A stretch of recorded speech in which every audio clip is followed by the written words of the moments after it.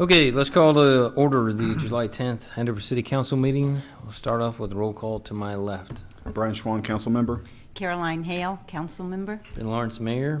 Clark C.R. Nelson, council member. Greg Schneider, council member. Mike Warrington, council member. Go ahead, Bug. There we go. Campbell Buchanan, Andover Police Department. Donna Davis, Chief Financial Officer. Andy Seville, Assistant Fire Chief. Jennifer McCausland, Assistant City Administrator. JT Klaus, City Attorney. Les Mangus, Director, Public Works. Susan Brenner, City Clerk. Mark Detter, City Administrator. All right, item 3 this evening is the invocation. I see Pastor Jerry Smith from Faith Baptist here with us this evening. Thank you. Oh, good evening, everyone. Let's pray. Heavenly Father, we do thank you for this day, and we thank you for getting us through the celebration of our independence in our nation safely. And again, we thank you for this nation, this great nation that we live in, great state, great county, and great city. We pray for the city in which we live and work and reside, and we pray that you would continue to bless us with your grace and mercy, and give wisdom to those who lead us, and safety to those who work all around us to protect us and to provide services that we enjoy.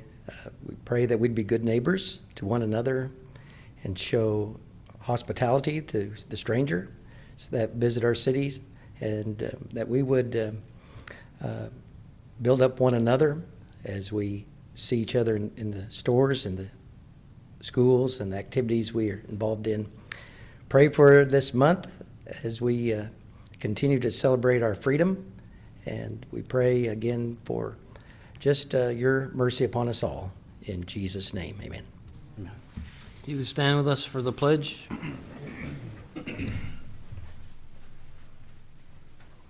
Ready? Begin. I pledge allegiance to the flag of the United States of America and to the republic for which it stands, one nation, under God, indivisible, with liberty and justice for all.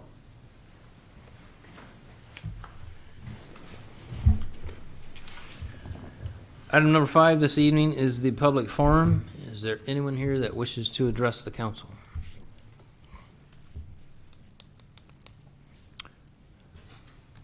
Yes, ma'am. If you'll give us your name and address for the record, please. Yes, my name is Megan. I live at 530 South Highland Drive.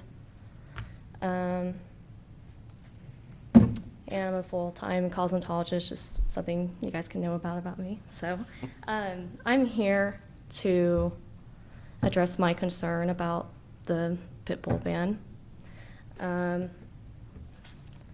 wanted to say that, you know, pit bull bans mostly cause people to report someone that owns a pit bull, resulting in the city to seize the dog and only giving the owner 3 days to rehome the dog, or it could risk being euthanized regardless of the dog's behavior.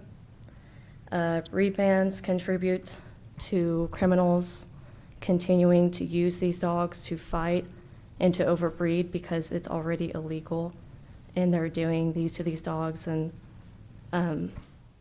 they're more admirable to criminals when they are illegal. This ban also contributes to the stigma on pit bulls, making it harder for the breed to be adopted, especially by responsible owners. Pit bulls are the most mistreated, dumped, discriminated, and euthanized compared to other breeds.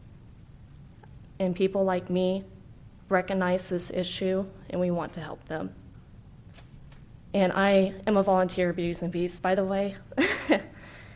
And I love it. I'm around a lot of pit bulls, and they've all have been so loving. So we need to repeal the pit bull ban and hold irresponsible owners more accountable. The penalties in Andover for animal cruelty or for a vicious animal is merely a slap on the wrist compared to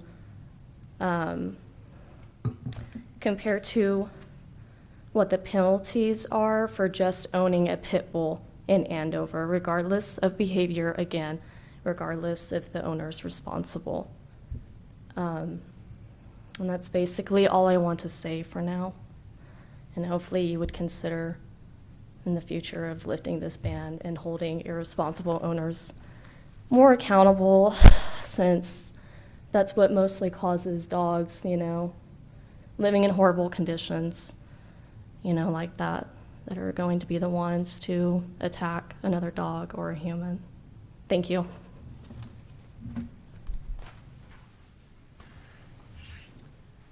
We're still in the public forum. Would anyone else like to speak?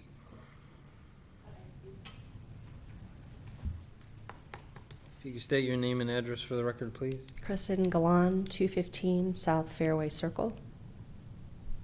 And I'm here in support of Megan. I've been here before regarding the pit bull ban.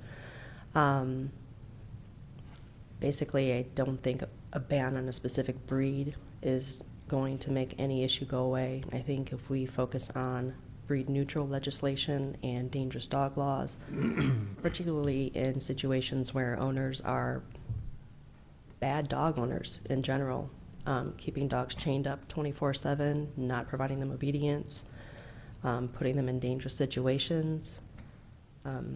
Those are all things that can be remedied, and any dog can bite. And as we saw a couple months ago, a woman was attacked by, dachshunds, 10 dachshunds, and killed.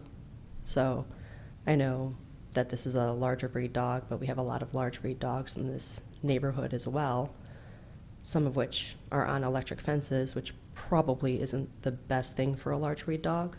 But again, I'll be walking in the neighborhood and a large breed dog will be on an electric fence. I know this dog, it's fine, but he will charge. He will charge at you and stop exactly at the line. And if you weren't a resident of this neighborhood, you wouldn't know that. And you would think this dog is charging at you with either your small dog or child in tow. And of course the owner will come out saying, "Oh, but my dog is sweet." Well, that's great. I don't know that. So, just responsible dog ownership in that respect. Any dog. I could have Chihuahuas charging at me. So, just again in support of breed neutral legislation. Thank you. We're still in the public forum. Would anyone else like to speak? Seeing none, I'll close the public forum, move on to item number 6, which is the acceptance of the agenda. I see nothing additional this evening. Is that correct? Okay. Mr. Mayor, I would move to accept the agenda as presented. Second. Motion by CR, second by Brian to accept the agenda as presented. Further discussion? All in favor say aye. Aye. Any opposed? Motion carries. Item number 7, we have the consent agenda, items 7.1 through 7.4. Is there a motion to approve? Mr. Mayor, I move to approve the consent agenda, items 7.1 through 7.4 as presented. Second. Motion by Greg, second by Caroline to approve the consent agenda as presented. Further discussion? All in favor say aye. Aye. Any opposed? Motion carries. Item number 8. Mr. Mayor, we have talked about the budget in a few workshops. Of course, our budget process starts back in as early as April, with the departments putting together their budget requests, and then senior staff, the CFO, the assistant city administrator, and myself meet with department heads over a course of about 2 weeks, asking and examining their budget requests. And then as the council remembers, we had 3 or 4 departments who had major requests come in and talk to you about those requests. And tonight, the Public Works Director is going to talk to you about our CIP street program, which is obviously one of our most costly items that we go through over the next, I think it's planned out, next 7 or 8 years that we have requests, primarily from WAMPO funding, but there is a lot of our street sales tax involved in that. So that will be the primary focus of our presentation tonight. So I think I can make this go forward. I just want to remind everyone, we've gone over this before, but we do have some potential new revenue revenue coming through, and we're estimating that we're going to get $10,000 in new motor vehicle taxes and liquor taxes. If we adopt the budget at 41 mills, we'll get an additional $373,000 in property tax. If we take our franchise fee for the gas from 5 to 6%, we'll get an additional $25,000. And of course, we've already approved the new building permit fee schedule to go into effect January 1st, and that'll be an additional $115,000, getting us to over $500,000 in new revenue that we have had demands to spend, definitely, and various things that have come upon us that are going to take all of that. I would like to mention really quickly, I've talked to you a couple of times about raising our gas franchise fee from 5 to 6%. We've had that at 5% since 1998. Wichita is raising theirs. We've talked to their staff to 6%. And so, it was our plan to follow suit on that. That is up at the end of the year. And we had a 10-year agreement. I think Kansas Gas would like to negotiate that for another 10 years. I would like to have at least a reopener in there at 5 years so we could talk about it. Natural gas franchise fee revenue has dropped for us over the last 10 years, obviously because the price of gas has gone down, but we were over $200,000 in collections in 2008. And even after adding about 1,200 sewer connections in the last 10 years, that revenue has reduced by about $50,000 or $60,000.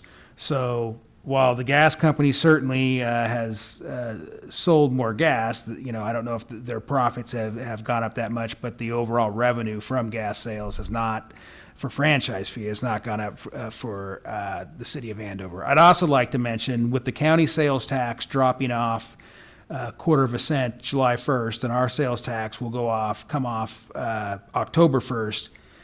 In that sense, on your gas bill this winter, you probably won't notice much of a difference. You'll have dropped a 1% in sales tax, but gone up a 1% in franchise fee from the city. So, it's kind of a wash, but it is something that would be a slight increase. Now to get into a few statistics, I know I don't want to bore you to death with this, but I like to show you our assets and our liabilities. Since I've been here since 15, we've been about at 3-to-1 on that, meaning our assets are 3 times larger than our liabilities. The reason I like to show this is because while even the rating groups really like cash, I don't think that tells the whole picture of your finances. You want to look at the strength of your assets. That means you're putting into your buildings and your streets and your sewer lines and that type of thing. And, our assets are pretty good. If you see that number start to decline, if it were to start dropping into the 130 and 120s, that would tell me that we haven't been putting much into our various infrastructure, buildings and that type of thing. But, we have done a good job, I would say, in the last 10 to 15 years of putting into our streets and upgrading our buildings and the other things that are necessary for a city to run properly. But that's what many cities don't do a GASB CAFR like we do, that talks about your assets and your liabilities, and all they can see is the cash picture, which isn't the complete financial picture. So I just like to show that as a reminder. Our general fund balances have generally stayed between 30 and 40%. And our policy that we just adopted on fund balances says we want to keep a minimum of 25% fund balance, and we were at 30% at the end of 2017. So we're reaching our goals. It's something we continue to track and keep an eye on. It's become our balance has become a little bit inflated because of the sales tax that's been in effect temporarily. We'll probably see those general fund balances drop down below $2 million again after we get all of our debt paid off on the street shop, the fire truck, and the restroom, and we sunset that sales tax in October. But right now, even with those increased expenditures for those items And the increased balances, we're still at about 30%, which meets our guidelines. Employee benefits has dropped a little bit in its balance. I would just say that our costs continue to go up in terms of insurance and other items. It's something we continue to try to keep an eye on. This year, we're going to go out for bid on our insurance. We haven't done that in 4 or 5 years, and make a comparison to Blue Cross Blue Shield to other carriers, and we'll see how that turns out. Obviously, we want to keep in mind the employees and the benefits we're offering, but at the same time, we have to be competitive, and you can see that our costs continue to go up as our balances go down in that fund. The bond and interest fund is again, a great story to tell because of some conservative budgeting by Donna with the special assessments and diligence between Donna and Jenny on collecting those special assessments. We've done very well in terms of not having delinquent specials. On top of that, we did a series of refundings over a 7 to 8 year period that saved the city millions of dollars and has led to a balance now of over $2 million, which one thing, and we always would think tangibly, what does having a balance in your bond and interest fund do for you, $2 million? For instance, the burial of the power lines is a general obligation bond backed by property taxes. We haven't done a transfer out of the general fund in the first couple of years to pay for that because we've had such rich balances in that bond and interest account. I can't say that's always going to be the case, but that has been a nice luxury that we've just been able to rely on that good balance of that account to make it so we don't have to pressure ourselves in the general fund at this point for a transfer into the bond and interest fund to pay for that. So that's just one example. What's the delinquency rate you have plugged into your budget? Well, for the general taxes, we got a 2.8% delinquency rate. For specials, what do you usually? I think it's around 4% on specials. Right, and we've been hitting both of those marks. That's what's in your budget? Yep. And just to mention our wastewater fund, since we did that sewer rate increase over a 5-year period of time, that has increased. I think I mentioned in my memo that overall in the wastewater fund, we have about $10 million between the wastewater expansion fund, the regular sewer fund, and then the sewer equipment fund. Now, $7.8 million of that is dedicated to the expansion, obviously, that we think will either come up in possibly 2025. We hope we can stretch it out beyond that. But again, to remind the council, the goal of saving all that money is so we can have a minimal increase, if any increase, on the sewer rates when we have to go do a new $15 to $20 million plant. And I think we're a great ways towards that. I mean, if I just look at it right now, if we had to do that today, between the debt we would have to issue over a 20-year period and what we could put down, I think we could come close to not having, I wouldn't want to guarantee it, but I think we could take a hard look at not having to raise rates. So that's been a great accomplishment. That was a good decision by the council and has put us in a very good position. And obviously our sewer fund is in a much richer spot than it was 10 years ago. This is a really, what I want to say, not very broad graph of our direct debt. This is our general obligation debt that we have mostly for development, although we have a few other general obligation issues out there. We will be doing some more. We'll talk about that for streets. But right now, our direct debt's around 26%. That means that our debt, our appraised value is approximately $150 million. Our assessed value is approximately $150 million. And, our debt is right around $40 million. So that's a pretty good number, too. The only debt concern we have is now that the school district's done a $187 million bond issue. Overlapping debt. That shoots up that overlapping debt number over 60%.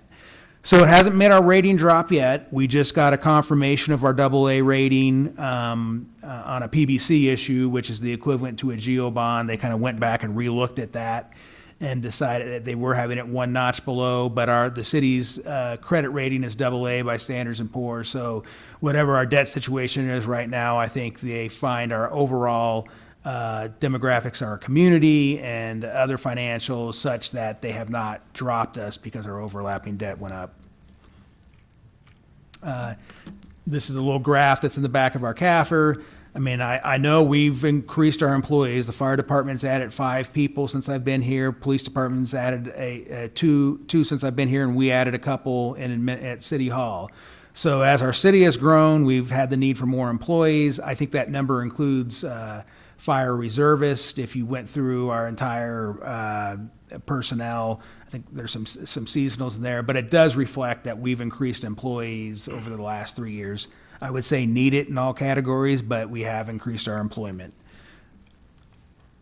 And also, this is just something we like to remind you about, that as we add employees and, you know, we give benefits, one of the things we give is vacation and sick leave, and the auditor sees that as a liability on our books. So we have, you know, as you can see, over $600,000 sick leave liability. That means if everybody would take all their sick leave at once, we would have to pay out $600,000. Now, the thing you got to know about sick leave is we don't pay that out when an employee leaves. We do pay out vacation when an employee leaves. So that, you know, $200,000 liability is a really more of an actual liability that you could potentially have to pay. Sick leave is obviously if an employee has a major incident or just, you know, a day-to-day illness, they can use sick leave for, but vacation is typically used at the employee's leisure and is paid to them when they leave if they have accumulated vacation. So we want to keep an eye on that. With more employees, it's obviously going to go up a little bit. I think we actually saw some of our hours reduce a little bit in one of those categories. We had a big challenge with that 3 or 4 years ago. There were a lot of employees accumulating a lot of hours of vacation. What became of that? If you recall, we put a cap on it, Right. and at that point, they could no longer earn. So what's happening now is there are some employees, and you would know how many. Right now, there are probably about 4 that are capped out, and probably about that many that are 1 payroll away from capping out. And some of those know that they're basically leaving time on the table, but they just don't have reason or need or desire to take time off. I can't say I relate to that, but good for them if that's how they feel. We want dedicated employees, but there's a few that we just can't seem to motivate, even with the cap, to take that time. But most of the employees, when they get close now, they make sure to take a 3-day weekend or something like that. Okay. That was a major challenge that the staff just really had to work hard, and there was a little bit of hard feeling because we made people spend that down, and, you know, people want it for other things, but it was clearly against the policy. It's not supposed to be a savings account. Right, And it creates a liability, as you say, so. Right. But what you're saying is that we no longer have employees who have more time than, okay, very good. So we're all, I think we're in much better shape than we were a few years back, so. Continuing. Well done. Again, to remind you, in terms of employee issues and cost, we're scheduling in a 1.5% merit raise that will come at the end of the evaluation period at the end of the year. That would be proposed to start January 1st, 2019. This year, for budgeting issues, we're doing a half-year COLA that would be proposed to start July 1st of 2019. So potentially the employee gets a 1.5% raise January 1st, then another 1.5% raise July 1st. That just helps you budgetarily. We also want to remind you, we have step increases in our budget. It varies from department to department. I think a step increase in the police department is about a 33-cent an hour raise. Fire department's about 30 cents an hour. We do have a couple people in our wastewater department who could get as much as $1 an hour if they would increase their certification some. Building inspector, same thing. So there's a lot of different opportunities. Then we also have what we call longevity pay for those employees who are not exempt. Exempt employees don't get this, but every 3 years they get a 2.5% added to their salary. Which, so if a person had a longevity increase of 2.5%, they could get a merit increase of 1.5% and 1.5% COLA. That, is a pretty decent raise in a year. Not everybody's going to get that. I would say this year it's just over 20 people. Then about another 15 or 16 are eligible for the steps, I believe. So it's about half the organization who will see a step or longevity pay. Half the non-exempt employees, I will say. We did have a pretty good significant increase in KP&F, And then we're budgeting for a 10% increase in health insurance, which, by the way, has been that's a rather conservative number, but we're trying to go out and bid it and see if we can stay below that. I think the latest thing we heard is trends right around that, and we have budgeted 15% in the past. So hopefully we hit that target and don't have to make any decisions in terms of those benefits. And then obviously the implementation of the time clock system is an additional cost. Let's see if I have. Just as a summary, if someone were to go in and look at our budget, it would look like a 28% increase. I want to say that's because primarily we're doing about $6 million in street improvements next year, which if we just totally went to zero in our street sales tax fund, we could pay for in cash. I think we kind of did that as much of a demonstration as anything, that we've saved a pretty incredible amount. If you look at the $3.6 million we're scheduled to do this year in improvements from that fund, and then an additional $6.5 million next year, we've done pretty well with that fund and done things. Now, I will tell you that my suggestion will be that we issue debt on a 50% of that, so we're not getting down to next to nothing in that account, that we'll be more like at $3 million. But that's another thing we haven't done much of in all these street projects, is issue debt to finance them. I think we have one debt payment for the road next to the YMCA. That's like a $38,000 a year payment that comes from the street sales tax fund. That will go up considerably, but to have maintained that balance over a few years, everybody on staff deserves a lot of credit for that.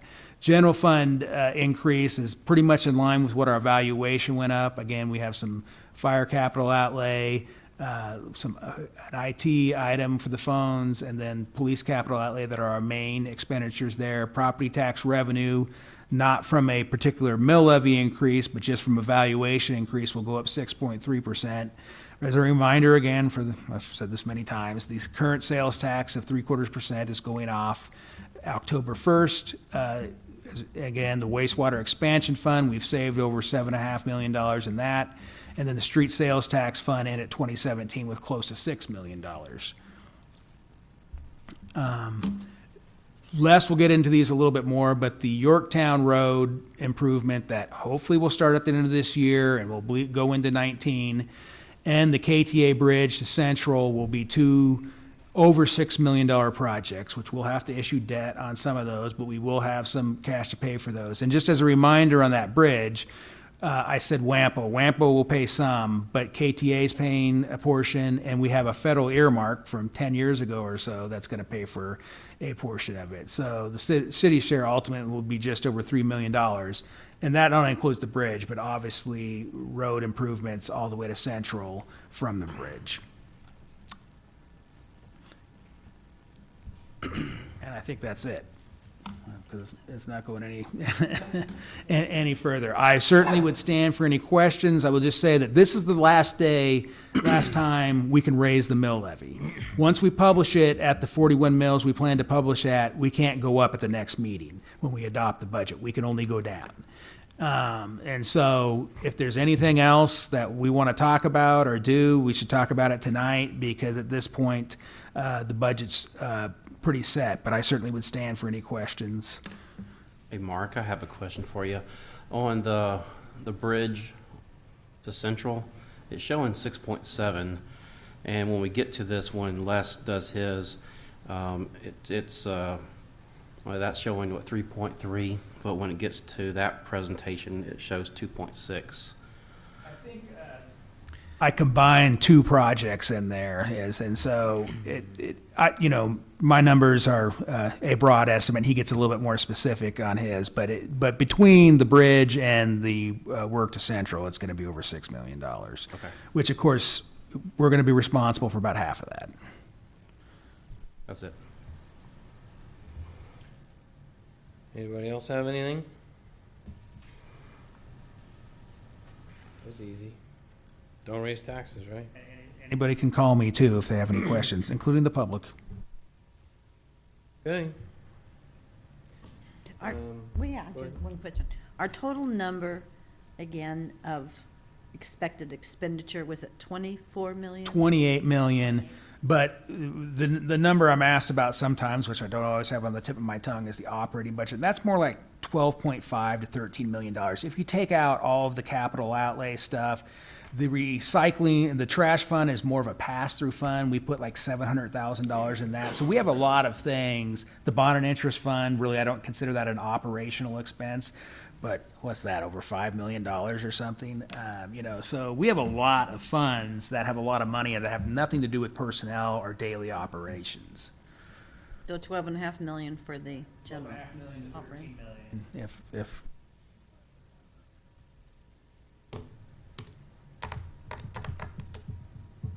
Okay.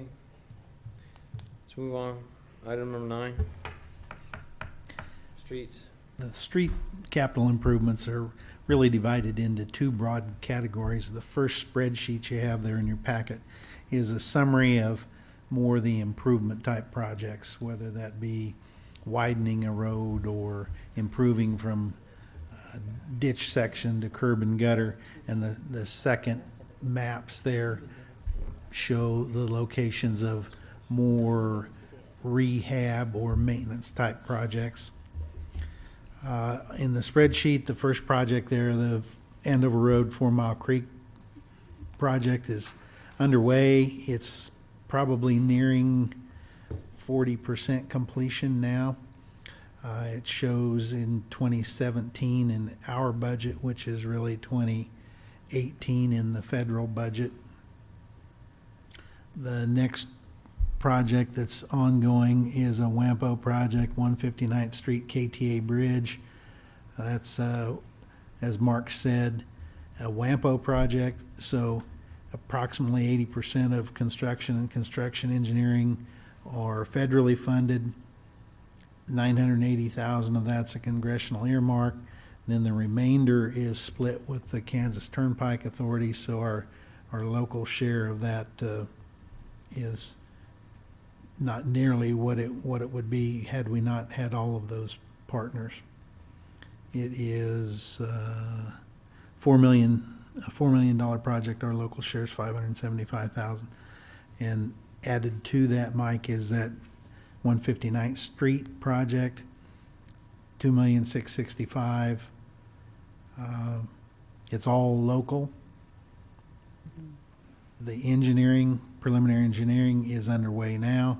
Later this year, we'll get into right-of-way acquisitions and utility relocations if necessary, and it will bid together with the bridge project. The Yorktown Road project we show as two separate projects from Kellogg to Douglas and Douglas to Central. They're really coming together as one project. They're in engineering now. We hope to be in construction on both projects later this year.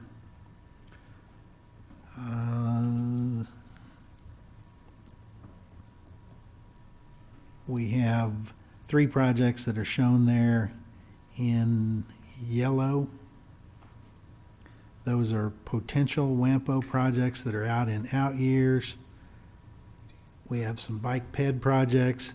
The one project listed in red there is currently in the TIP, Andover Road from 13th to 21st Street. We've asked WAMPO to swap that for the Central to US 54 project because of the potential for some improvements around the Andover High School site, which is also listed down there in the last project, North Andover Road improvements. That would be potentially engineering in 2019, utilities and right-of-way acquisitions in 2020, and construction in 2021. That project would include right turn lanes, relocation of some of the intersection at Allison Street, and a traffic signal. But as you can see, if you add up that long list of projects, that does not include US 54, there's almost $50 million worth of capital improvement projects there. Real quickly, I think Councilmember Warrington asked about me. Where is the bridge pedestrian crossing on 400 in the TIP for WAMPO right now? Is that the one in yellow? The first one? I'm gonna find that one. It's kind of right in the middle. Bad Central.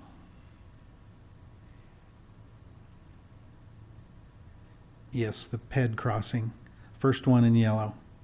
That's projected like 2020. Yes, that's 2020 would be preliminary engineering, so it would not be in the tip yet. Till We would 21. apply, we would apply for that later. But This- their this- share of the funding, is that like 70% or so, or somewhere in that? It's a just shy of $3 million project, and we're projecting the city's share of it to be $855,000. So it's really worth waiting on. Oh, yeah, yeah, I mean, But it is. I know people- I've just had a lot of people asking me about it, or asking, can we put one in there? And I said, well, actually, there is one in the docket, but it's years down the road. Right. This spreadsheet is very much a living document because, as you know, those federal funds are competitive, so every 2 years, we apply to add projects into that tip. We may or may not receive that federal funding. We've been pretty successful. We hope it shakes out like this, but as you can see from the year of construction on that project, we're not projecting that it makes this newest tip that we're in the application period for right now. The second part are the maps that Lance prepared for Rick and I. These are more the maintenance type projects to just give you an idea of where they're located in 2019. Of course, we have the Central to KTA 159th Street project and the 159th Street Bridge shown graphically there. We have those in construction. The North Andover Road improvements at the school in engineering, and the bike ped project in construction. The maintenance and rehab type projects are shown in green. They're located up in the Quail Crossing North Meadow area, and also down in Green Valley, just south of Central and west of Andover Road, including 3rd Street and 1st Street, and also Harry Street from Andover Road, 1 mile east over to Prairie Creek Road. So that gives you an idea of kind of graphically where all these projects are located. The 2020 map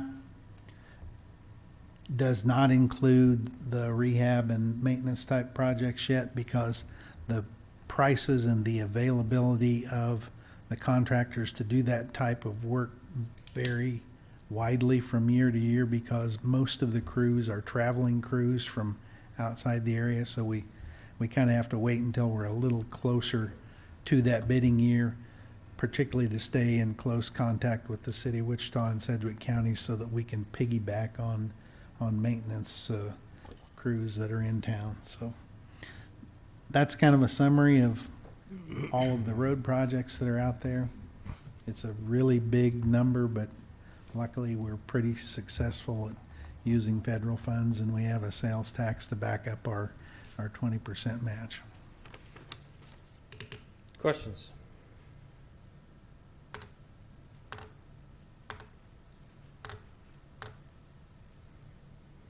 Thank you. Item number 10. If nobody has any questions per se, I'd like to take some action here on this budget. Set the hearing. Mr. Mayor, I would move to approve the public notice for the City of Andover budget hearing on Tuesday, July 24, 2018 at 7 p.m. at Andover City Hall, 1609 East Central in Andover, Kansas. Second. Motion by CR, second by Brian to approve the publication notice of the budget. Further discussion? All in favor, say aye. Aye. Any opposed? Motion carries. Item number 11. Mr. Mayor and Council, before you tonight, we're asking permission to blow up the fireworks. We already told the National Fireworks Association they can blow up. So, as you all know, National Fireworks Association will be coming to Central Park September 10th through the 14th. We are the shoot site here in Central Park for their convention. They'll do the trade show downtown Wichita at Century 2, and then they will travel either by bus or their own vehicles every night, Monday through Friday. Monday through Thursday will be demos, which is still interesting for the public to see, and we do want to make a public announcement that there's going to be fireworks from 8 to 10:30 p.m. every night. Yes, it's a school week, and we apologize in advance, but we promise you Friday night will be worth it, because then on Friday they do a major, I think we've been calling it the grand finale show in most of our communications so far, that we've been told, and Les and I and a couple other staff have experienced, would cost around $200,000 to pay to put on for the community. It's a pretty impressive event, and we're going to do that for $10 per carload at the end of the week. So with your permission, we'll be making some noise in September. I have a question. Yes, ma'am. The times that we're saying is 8 to 10:30, and I was thinking about that with the daylights. I mean, now it wasn't even dark at 9:30. Do we know that they'll have the right amount of darkness by 8 o'clock? Or, I mean, they can always delay a little, but. We think they'll be okay, because a lot of what they shoot during these demos are going to be things like fountains. I mean, they demo everything, so people come from all over the country and look at all the wares and what they want to stock up to sell the following year. So there are small display items as well that may not need the black sky to shoot up into at night. So they felt good about starting at 8 p.m. Well, I would move to approve the request by the National Fireworks Association to shoot fireworks in Central Park from 8 to 10:30 p.m. nightly, Monday, September 10th through Friday, September 14th, 2018. I'll second it. All right, motion by Caroline, second by Mike to approve the request to shoot fireworks in Central Park as presented. Further discussion. All in favor, say aye. Aye. Any opposed? Motion carries. Thank you. So Buck, when we get a lot of complaints, you can tell them Caroline did it. Councilwoman Hale, and they approved that. I didn't think about that. That's why you all held back, huh? I didn't make that motion. I think we're down to member items. Brian, you want to start us off? I'm good tonight. Caroline? I do have one item. I appreciate the repairs that have been, and it's stayed up pretty good at the corner of 159th Street and 54 Highway. That's always a tricky place. But something I noticed new today, and I don't think it's ever been there because it really jumped out at me, probably at least 50 feet, maybe 75 feet before you get, that you're going west, they have a Sedgwick County sign. They just put that there in Butler County in Andover. I thought that was so strange. Yes. It's a new sign, I swear, because I think I would have noticed that. I'm like, Sedgwick County? It's another 100 feet or more before you even get to 159th Street. So I just was curious about that. It seemed like it'd be so much logical for them to go ahead and put it on the other side of, the west side of 159th, and It's on the east side? yes. Must be a new sign. Yeah, it must be, but why in the world? I mean, seriously, they have moved into Butler County. Well, maybe they could take over maintenance and the improvement road. of Oh, yeah, 159th why? Street. Good Well, I idea. just thought I would point it out, drive out there and see what I'm talking about. I just kind of went, what? Why is that there? It's very strange. I'll have to look at that. I just drove through that intersection today and didn't notice it though. Okay. But I wasn't looking that way, I guess. Well, see, I go into the McAker, well, anyway, I do that turn frequently, and it just jumped right out at me, so I didn't think I had been missing it, so it must be new. Anything else? That's it. CR? No items. Craig? No items. Mike? I have a couple. Shoot. I just wanted to see if you had an update on the planning and zoning manual for us to review.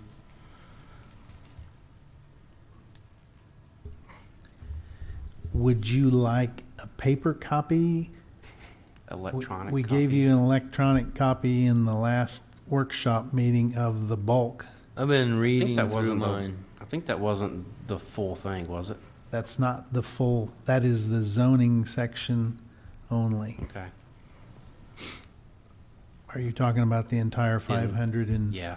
however many pages? Yes. Because I think Okay. she said she wasn't, I mean, they were close to being done. We're really close on that, and we intend to bring that back to you again after the planning commission looks at the final draft before they set their public hearing. Okay. You read every page? Yes, I have, most of it several times. Has the planning commission read every page? They have been provided every page. I'm about halfway through what you gave me, which was just the zoning part. I think yours was 150 pages or thereabout.